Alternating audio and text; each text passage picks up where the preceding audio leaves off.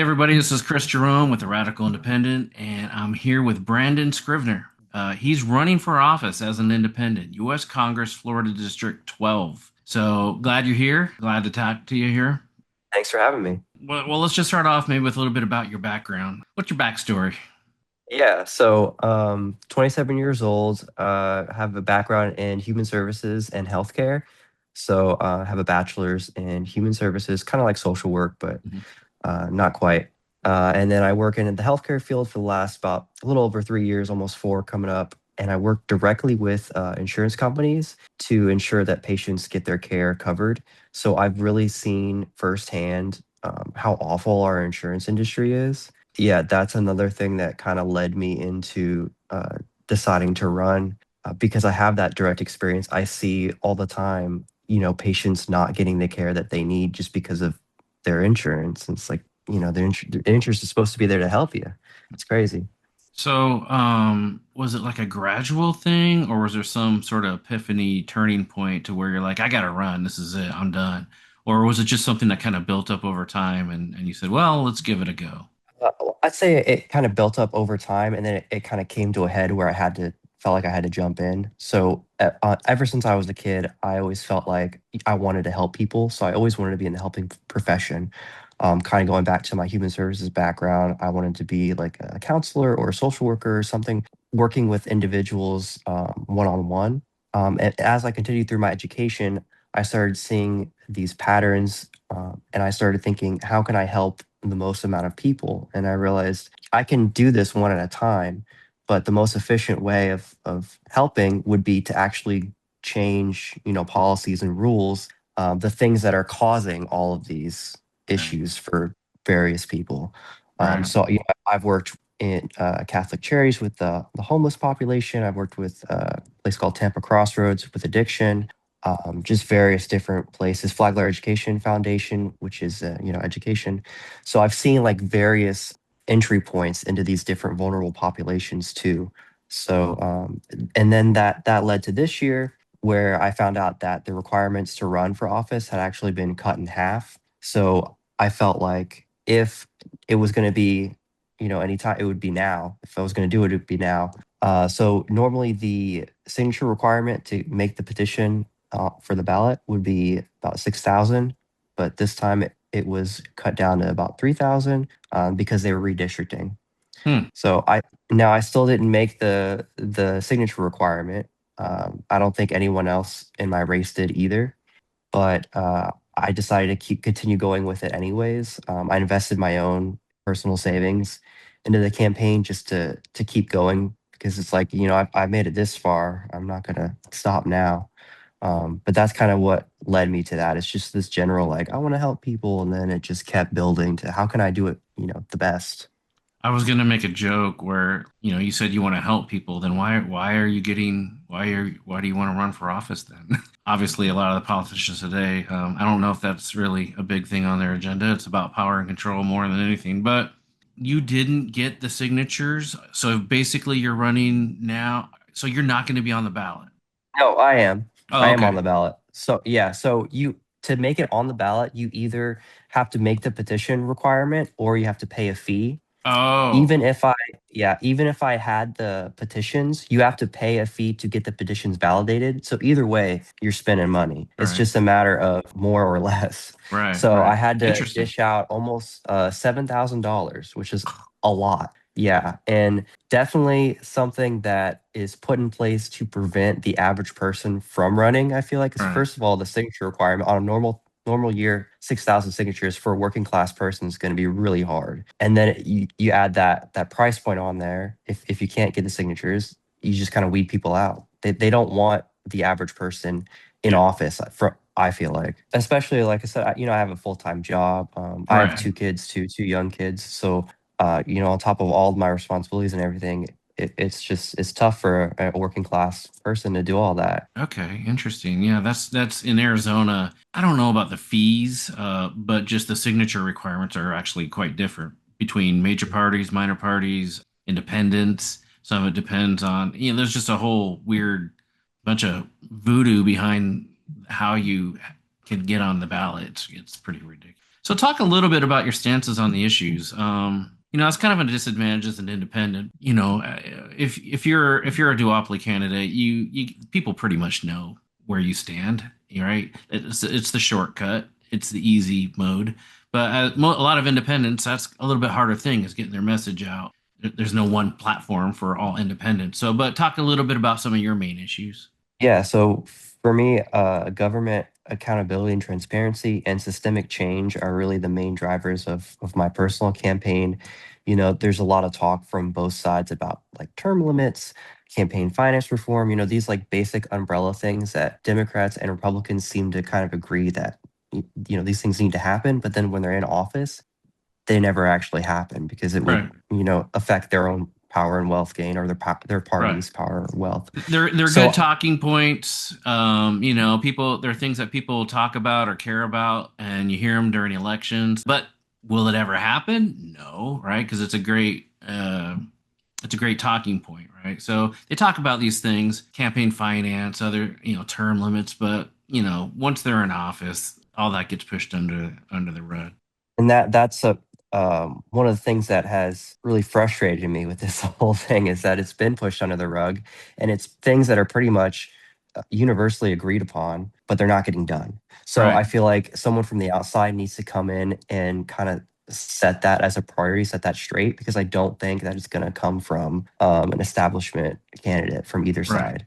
I think I do think it's in independents' best interest to make election reform a top priority. I think that's smart. Yeah, Also, you can kind of bring in you can attract more people that way. I feel too a broader coalition because if you're independents, there's a wide range, right? Obviously, there's no one set ideology or anything. It's more of a mindset. But a lot of independents are kind of unserious. They're kind of out there, and that doesn't do the cause any good, right? That's kind of the low hanging fruit people point at and be like, see, this is why independents fail. But they're also in a good position to attract a huge variety of people by going after these election reforms and stuff like that that are kind of cross ideology. And you can build a coalition there talking about some of these things that I Yeah, think a lot the of people other do care about. portion, yeah, the other portion of it too is being able to be outside of the two-party system. So I'm able to kind of point at both sides when I see something not right. So if I see, the person I'm competing against, either Democrat or Republican, I can say, you're doing this and that you're being a hypocrite, or, I can Right. call them out without having to fear retaliation from donors or the party structure itself. Being outside, that gives me a lot of freedom in that aspect too. And like you said, I get to build a broad coalition, so I can go out to Democrats, Republicans, Independents, whatnot. The biggest thing too is actually getting those groups to want to talk to me too. Right. Surprisingly, I've found a lot of Republican, not a lot, some Republican clubs will have me and they let me talk or let me sit there. But Democratic clubs in the area usually do not. I've been invited to or welcomed to like the younger Democratic groups, but the establishment groups, the general Democratic groups will not have me around, which I just thought was interesting because I thought it would be the opposite. A lot of my platform for election reform and just my general platform, people have told me that their perception of me is that I lean a little bit left. So I don't like labels, so I won't say that for myself. But going in knowing that, that's how I'm perceived, I would think the Democrats would be more open. And they weren't, which is crazy. Yeah. I feel like there's a lot of insider mentality there where they want to get their people. They kind of groom their own people, the political class, Well, moneyed. what I see too is a lot of people are stuck in the way that things have been and operating in a system that, in my opinion, isn't really working. So they're worried about following all these party policies and rules, Yeah. but where has that gotten them? Like maybe the rule says you shouldn't have me, but does that benefit your cause? Like you got to Right. think about those things. And they, at the same time, they're telling me that they want to see more young people in politics. So I'm out here, but then they don't want to talk to me. So Yeah, that's it's interesting. crazy. It's Yeah. true what you said earlier though about being an independent and you got these two sides kind of battling each other. So it's a lot easier to make some of those tough decisions that need to be made. that they're either incapable of doing or scared of doing. You get people in there that are independent. Wow, imagine that, and can make those types of decisions that I feel like our system, with the incentive structure and everything that's there, is just incapable now. No, and it should be about public service. It shouldn't be about, personal wealth or power gain. We need to Right. get back to the core of what I've been told this used to be. Growing up, I've seen a lot of what I would say is kind of corruption, Mm-hmm. through various parties. So, just growing up through all that too, and being told like this American dream, and you have all this opportunity, and then living through what I am now, and it's like I don't. What you guys are telling me is not what I'm experiencing or seeing. Right. It's so true. I work with a lot of 18-year-olds. It's kind of scary a little bit. They're growing up the past couple decades with all the toxic dysfunction, and it's like there's apathy, there's anxiety, there's Yeah, they think this is like the normal thing. This is not the United States I grew up in. And I look at these young people, the younger generation, and how they're growing. Basically, that's all they know. And it's like, that wow, is their America, yeah. which is, it's crazy. Going back real Yeah. quick, talk a little bit more about your efforts there in District 12 in terms of getting support, advertising or knocking on doors, or you have like maybe a few people, a team or something that are kind of helping you out. Talk a little bit about trying to get that support that you need to, be successful. Yeah, so definitely all of my outreach is at like local events. So before the redistricting, I had Pasco, Hernando, and Citrus County. So I spent a lot of time at in Hernando and Citrus at local events, kind of like as a vendor, but I just be telling people about me instead. And then the redistricting happened, so I'm having to shift to another county because now I have Pasco and Hillsborough. So I've been going to a lot of different libraries just because you can book a room at a library for Yeah. free. So I look for low cost entry points. And then I use a lot of social media too. Not just my posts, but I'll put a comment on some news article or something and I'll get some likes and some comments, some engagement. It's all about creating that engagement and Mhm. staying engaged with the younger crowd that does start to follow me and show interest. I'll have people Right. reach out to me. I always make it a priority to communicate with them too. I think as a representative, I should be responding to as many people as I can feasibly. Yeah. I think that helps build my coalition too. I just got some yard signs in, so that's my most recent thing. Obviously, cannot get like 1,000 of them because I don't have that super PAC money, but hoping to put the few around that I have, just to kind of build interest. People see my name, people look it up, Mhm. they come. Yeah. And I already have interest in people wanting signs to put in their yard as well. So I think that is all good things. And also the people that I'm aiming for, the voters I'm aiming for, are typically not engaged in the same ways that the normal voter block would be, I would say. So I'm really after that younger generation, first time voters, people who don't vote or haven't voted because they feel like they haven't had representation. So Mhm. I'm just trying to be consistent in my messaging so that when they find me, they know that there is genuinely a working class dude fighting for their interest and for our future. Yeah. Also taking all the opportunities I can to speak.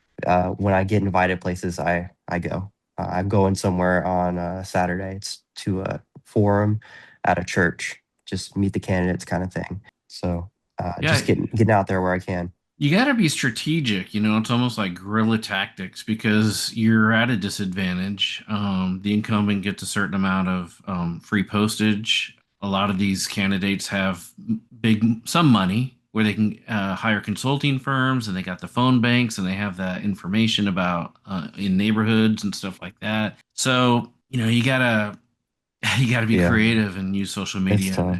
and just, I mean, that's a tough space for sure. Yeah, and I do have if you're a candidate, you can email your local elections office, and they will give you a list of like people in your area that are registered, so you can contact Right. voters Right. easier. So you do So I get have some of that that. information. Yeah, and working on setting up a texting platform too, so that way I can start sending out text messages to those voters that I have information, Yeah. just to share my message.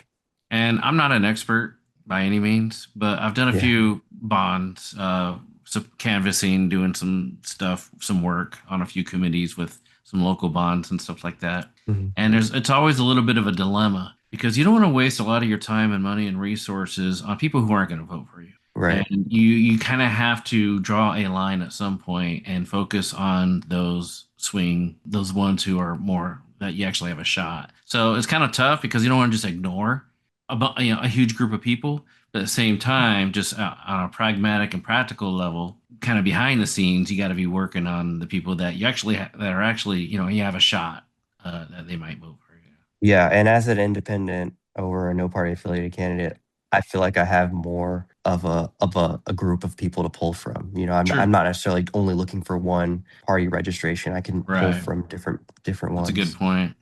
Right. Yeah. Well, good luck. We need independence for sure. Brandon, thanks for Thank being you. on. Thank you. I appreciate you for having me.